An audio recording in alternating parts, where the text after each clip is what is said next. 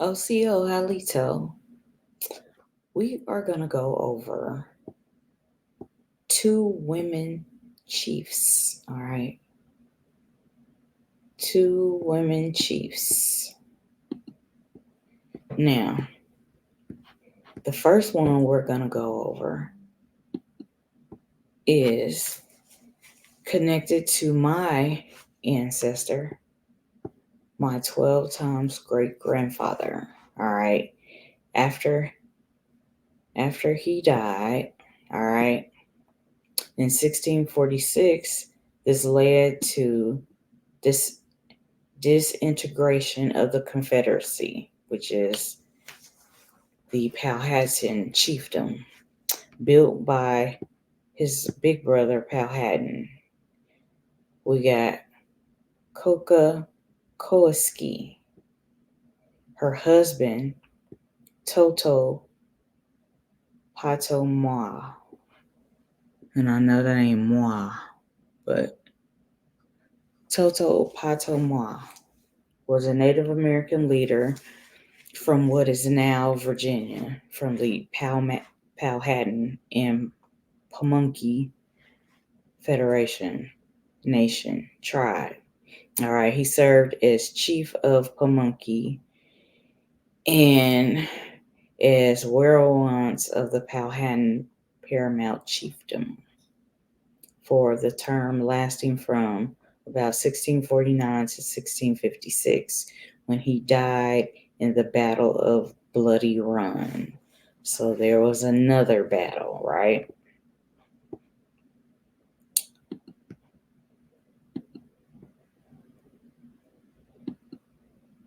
All right. This is her. All right. So when he died, his wife became chief. All right.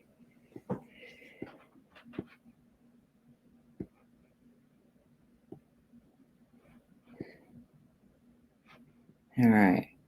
English colonists in Virginia only referred to him as the king of the Pamunkeys. Like they gave him just that. Not the king of the Indians, as they had earlier paramount chiefs. So previous paramount chiefs like Chief Powhatan, they referred to him as king of the Indians, like of all Indians. But the last chief of the Powhatan Federation, they didn't refer to him, they minimalized him. They are just crazy. But anyway, he was killed in the Battle of Bloody Run, all right? While fighting alongside the Virginia militia against migrating Westo Indians. Now, this is my distant cousin, all right? A descendant of Ope Chinkana herself, Cockacoeske, became solitary. Okay, she became a solitary Werowansqua, which is a female chief of the Pamunkey. All right, and the colonial government of Virginia recognized her as Queen of Pamunkey. All right, right here. This is the word. All right, for chief. And when they put the squa on the end, it's a female ruler.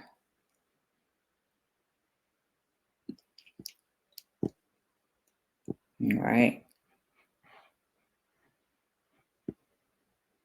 Now let's go back. All right. So basically, when her husband died, she took over. All right.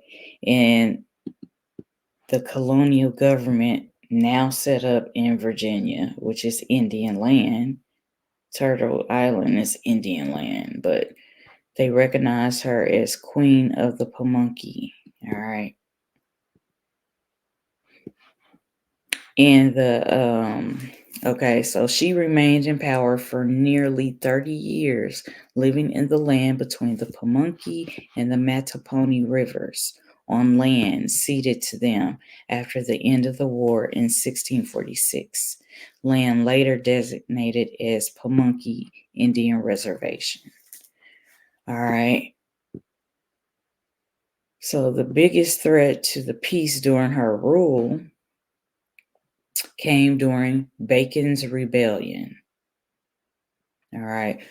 Bacon's Rebellion was an armed rebellion held by Virginia settlers that took place from 1676 to 1677. It was led by Nathaniel Bacon against colonial governor William Berkeley after Berkeley refused Bacon's request to drive the Native American Indians out of Virginia. They made a request to drive the Indians out of Virginia. How, Sway? Okay. It's our land. So anyway, this threatened her peaceful years. Okay. She was a chief of Werowansqua for about 30 years. All right. Now, Governor Berkeley, drawing upon resentments among frontier settlers about poor land and colonial government's protection of allied Indian nations who raided frontier settlements. Yeah, our ancestors gonna raid your settlements and retaliate for the land because it's our land, all right? Cockacoeske soon after heard from Governor Berkeley's faction as he sought help from the Pamunkey in this new conflict. So she went to the State House in Jamestown to answer the request and dressed in her finest state regalia.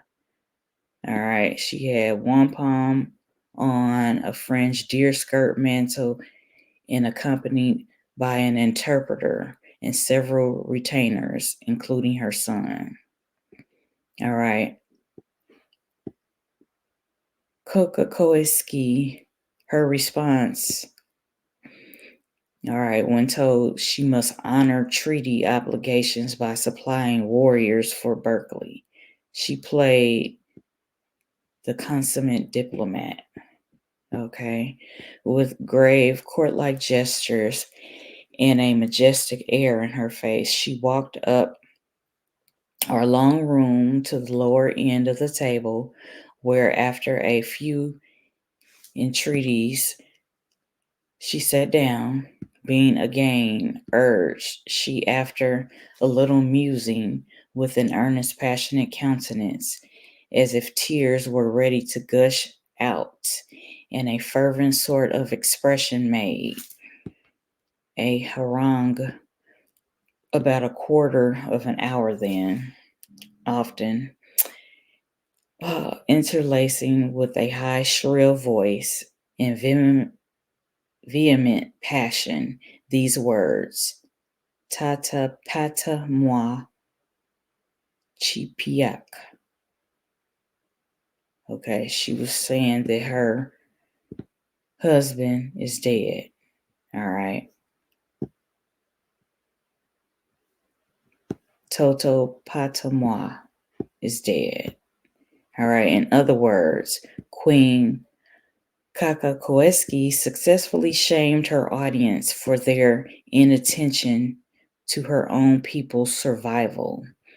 As Martha McCarthy asserted, this was a reminder to the council that it was in identical circumstances that her husband and 100 of his bowmen had lost their lives, for which sacrifice there had been no compensation. When asked again the same question, what Indians will you now contribute? Of this disregard, she signified her resentment by a disdainful aspect, and turning her head half aside, sat mute till that same question being pressed a third time. She not returning her face to the board. So she turned her head I know y'all ain't ask me that shit again. Okay, she answered with a low, sliding voice in her own language, 12, though. She then had 150 Indian men in her town, and so rose up gravely and walked away, as not pleased with her treatment. So she gave them some attitude when they said, you must honor this from the treaties and give us some warriors and shit. She was like, my husband is dead and we haven't even been compensated for what her husband went through and the people that fought with her husband. This was part of the downhill type of thing. All right. So the Bacon boys, their first attacks were against the Pamunkey, who fled into the Dragon Swamp. As Cockacoeske and her people abandoned their camp, they were chased by Bacon's followers, who captured one of the queen's attendants and tried to coerce her to bring them to the Pamunkey, but she led them astray, and they killed her. Cockacoeske. Okay. Cockacoeske asked for help from the governor's council, and eventually the assembly sent an unsuccessful naval expedition against Bacon's camp in Maryland. After Bacon died of disease, the rebellion gradually fizzled out. Crown officials appointed a commission which criticized both parties for their mistreatment of the Pamunkey and other friendly Indian tribes, and stressed the importance of restoring peace to the region. All right. Now, here we go with these plantations again. All right. Treaty of Middle Plantation. Cockacoeske and her son John West signed the Treaty of Middle Plantation with New Virginia Governor Jeffreys on May 29, 1677, forged after almost a month of negotiations that commenced on May 5th. In the treaty, Indian leaders like Cockacoeske accepted their de facto position as subjects of the crown and gave up their remaining claims to their ancestral land in return for protection from the remaining hostile Indians and a guarantee of limited amount of reserve land. This is a fall from the days of Chief Powhatan, and then the middle brother, my other great uncle, Pitchapan, and then my great grandfather several times over, Opechancanough. After him, this last one, who is Totopotomois, he died in the Battle of Bloody Run. His wife takes over as Werowansqua, female chief. All right. And basically, due to circumstances, she's in submission. All right. So she agrees and she signs this treaty, and it leaves her limited amount of reserved land. So that's a reservation, is a limited amount of land reserved for the tribe. While these invader settlers take over the rest of the land. And for extra protection, this was a stipulation in the treaty. This is very, I'm upset. All right.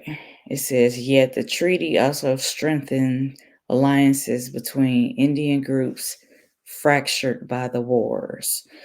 So, people scattered and everywhere. And so they started to unite. All right. And dictated rights and responsibilities of the English colonists in return.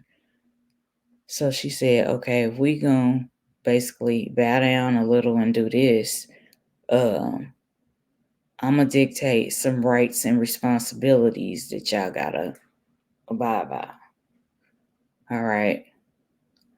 Cockacoeske, called Queen of the Pamunkey, was the first signatory, a reflection of her strong negotiating position and ability to claim other tributary groups under her leadership. Only 4 people's marks were included in the printed version of the treaty published in London, including Cockacoeske, her son John West, and the Queen of the Werowansqua and the King of the Nasamons. All right. The full list of signatories included all these other people. All right.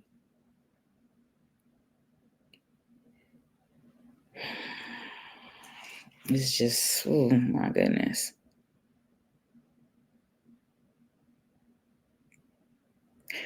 They said give Cockacoeske prominence. All right. King Charles II had a medal fashioned especially for her to be worn in recognition for her help securing the treaty. All right, and this is the treaty. Well, it says signatures to the Treaty of Middle Plantation, 1677. All right, the treaty text shows that Cockacoeske intended to take on a role more than just as Queen of the Pamunkey. She influenced the wording of the Article 12, which stated that each Indian king and queen have equal power. She put this in there. All right.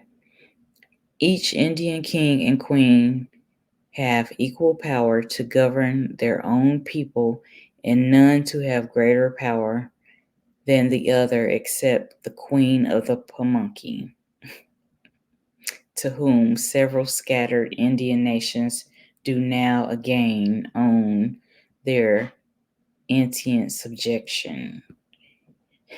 Ooh. The ancient subjection was an allusion to the powerful states created and sustained by Powhatan and Opechancanough, my ancestors, and historians believed that the several scattered nations, Cockacoeske, I'm going to get her name right too, claimed as tributary were the Chickahominy, the Rappahannocks, perhaps the Chisquiacs, Tatachus, and Mataponis. 3 other local Indian groups joined the treaty by 1780, but also immediately after the treaty was signed, some among the Chickahominies and the Rappahannocs resisted. Cockacoeske's demands for tribute and obedience, asserting that they had not paid such tribute for many years and complaining that she had executed some Chickahominies. Virginia officials nonetheless expressed confidence in Cockacoeske's leadership, although they complained about Article 18 of the treaty, which had been designated the colonial government the arbiters of intertribal grievances, when they would just as rather allow them to weaken themselves by their intestine brawls. All right.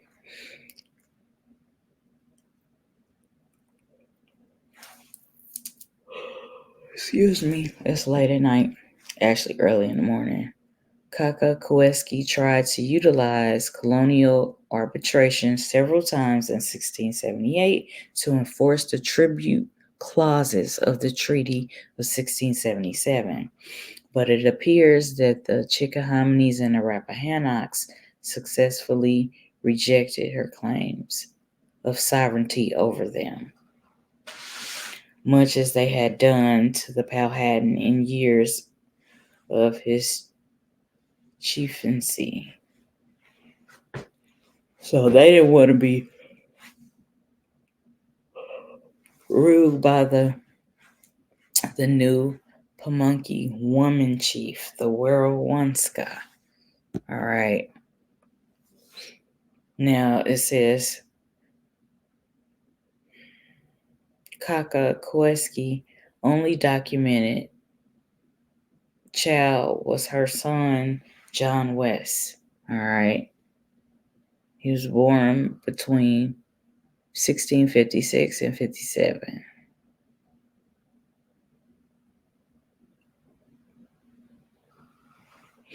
And reputed the son of an English colonel. On the basis of his name and birth after her husband's death, he has also been considered the son of John West, all right, who established a plantation, now the town of West Point, at the confluence of the Mattapony and Pamunkey rivers, where they form the York River.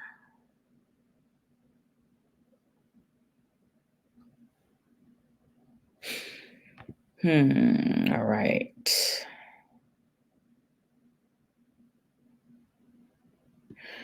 All right, or... Okay. Excuse me, I'm really tired. It's early in the morning, but I had to get this video out. The Virginian Indian Treaty, 1677-1680, which this youth signed, identified him as Captain John West,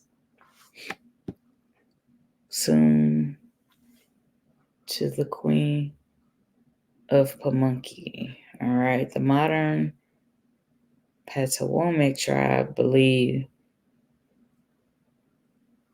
she had a daughter with Toto Patoma, who researchers call Jane Toto Patoma because her name is unknown. She married Thomas Harrison, brother of Burr Harrison.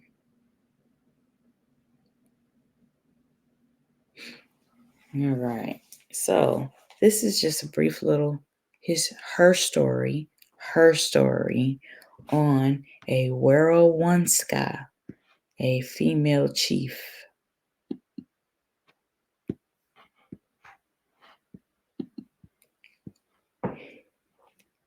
So that was just a little excerpt, okay, about her. Now, another one that I just want to briefly show, and we'll do a video on her in the future.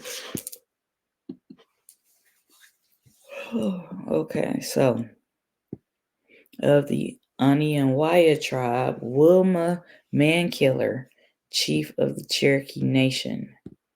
All right. She now has a Barbie. Okay.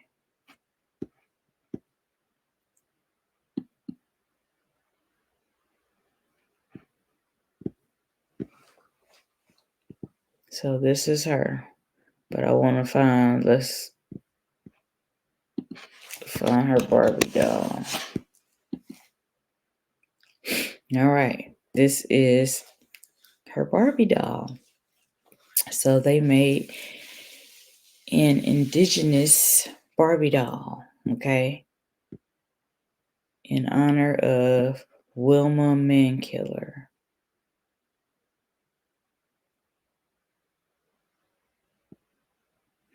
So this is just an overview, but I did want to show y'all this.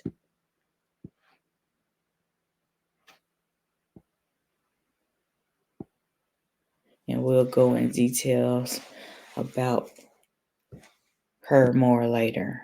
But this is Women Her Story Month. It's Indigenous Her Story Month. Indigenous History Month.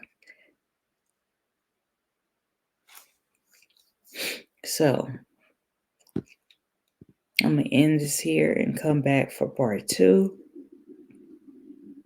And we're going to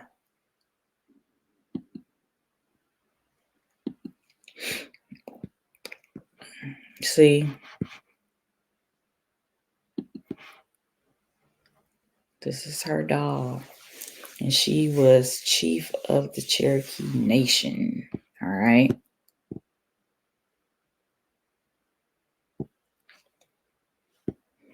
So I'm going to end it on that note. Happy